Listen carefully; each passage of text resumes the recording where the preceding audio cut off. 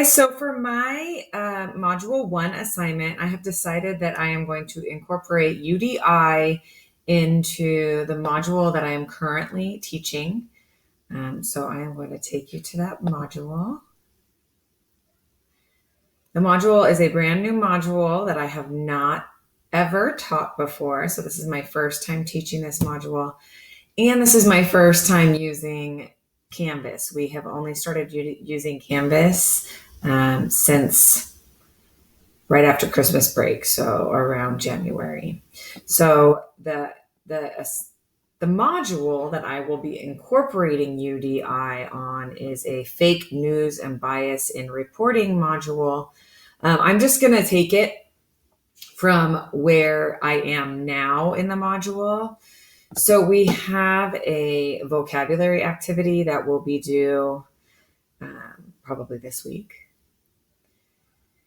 And so this is how it was set up originally. So I thought maybe I could, incorporate multiple activities on this one or make it, a little less blah. The next module is actually the article that we're going to be reading. And the article is linked and then it is attached as a Google assignment. And I thought that maybe I could incorporate myself reading the article and post that. So not only would they be have their own copy and they could read it, but then they would have the audio of me reading it along with them as an option. So that was what I was thinking of incorporating here. On these next activities, it's kind of just instructions on what to do in the article. I'm not positive how I could incorporate UDI on these, but I might try. So they have to underline words and circle words, and this is kind of like annotation and close reading activities. They have to identify problem and solution within the article. So these are parts of the module that I was thinking of incorporating UDI. There's a summary.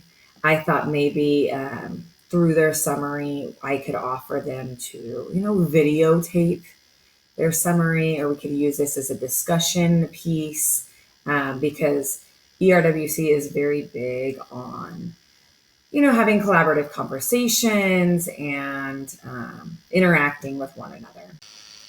All right, so after putting in some work and making some adjustments, I have modified my activities using the UDL guidelines. So let me just take you through all of my modifications. So first, I worked on activity 6, which was a pre-teach vocabulary activity before my students were going to read an article put out by NPR. And so the original assignment just had the words. You said if you had seen them before, if you hadn't, and then what you think the word means. So I decided that according to the UDL guideline of actions and expression, I wanted to give my students some options to maybe kind of get a little creative with this assignment. So I modified the assignment into this chart. So it says read the vocabulary words, place an X in either know it or not sure. So that's the same as before, but then I added the last column, I added a couple of choices. So first of all, you can do one of 3 things. You can either type what you think the word means, or you can provide an actual definition, or you can use a picture or an example of a vocabulary word. And my students know that could be a GIF, that could be, some kind of image, a meme, whatever. They could have fun with it. The only thing that I was kind of wishing I had was maybe some pronunciation guides for some of these words. I am going to encourage my students to use a Google add-on so it can be read to them, because I just can foresee that words like savvy or credulous might cause some difficulty with my students. So I used the UDL guideline of actions and expression to give them some options to get a little creative with their vocabulary words. So that is the first modification that I made on my Canvas classroom. The second modification, I decided that I was going to go with the UDL guideline of representation. And I just thought it was a great idea to give two ways to present content. So ERWC wants our students to be reading an NPR article on fake news, and students being able to tell the difference between fake news from real news. And so I took this, just article that I had on a Google document, and I made a modification. Well, first of all, I did link the actual NPR article onto the Canvas page. I thought that this was important because it had images, and of course I do like an image walk before, and we make some predictions about the text. But I thought that this specific link was extremely important so they could see what the article is referring to because of the many images within the article. So my modification of this assignment was to actually videotape myself reading the article to the students, and then kind of taking it a little slowly through the images. And so I actually filmed the NPR article. Now, all students do have a Google document with the articles, and they need this because they will have to, they will have to annotate the text and close read the text. So they will have to be doing highlighting and circling and questioning the text. But I felt that this was a great way to incorporate the UDL guideline representation so I could present the article in two different ways. And I also thought this would be a great way that I could use Edpuzzle with my video. I could publish it to YouTube, and then put it on Edpuzzle, and then ask maybe some questions about the text, or just say, oh, okay, a problem was asked within the article, what do you think the solution will be, or something like that. So we really talk about the rhetorical aspects through the Edpuzzle. And then my last modification, same module, but I went a little further down. I wanted to cover the UDL guideline of engagement.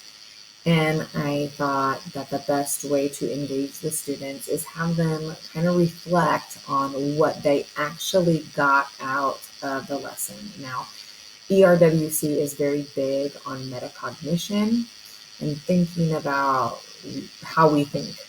And so I actually threw this in here as a discussion piece into my module. So I created this from scratch, of course, but they have read the article, they have had a chance to dive deep into what the article is saying and what it is claiming and what is it arguing and the evidence that it's using. And then at the very end piece, there is going to be a self-reflection discussion activity. So this is what I created. I said, in the discussion box below, answer one of the following questions regarding the article. Please answer the questions in 3 to 5 sentences, then respond to 2 classmates. And this will give them some interaction too on top of the reflection. So I just want to know anything new that they've learned. Why is this article important? How can I use this article later on in life? And then how can I use this knowledge that I've created in the future?